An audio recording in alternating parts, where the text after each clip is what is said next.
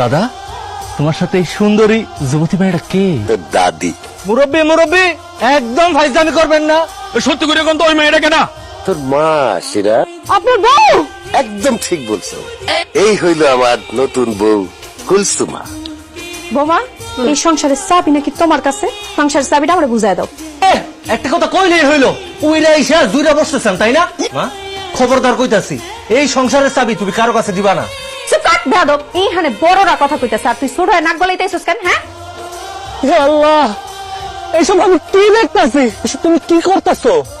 কেন নাতি তুমি দেখতেছো না তোমার দাদার গোসল করা দিতেছি?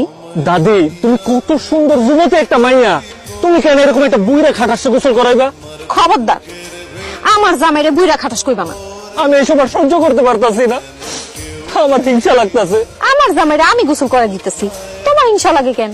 দাদি, একটা কাজ করেন না, দাদারে গোসল করাইয়া দেওয়া হইলে আপনি আমার একটু গোসল করাইয়া দেন। খবরদার, ফালতু কথা কবি না। আমার বউ তোরে গোসল করে দিব কেন? জান, কেমন লাগতেছে আমাকে? ও ওয়াও,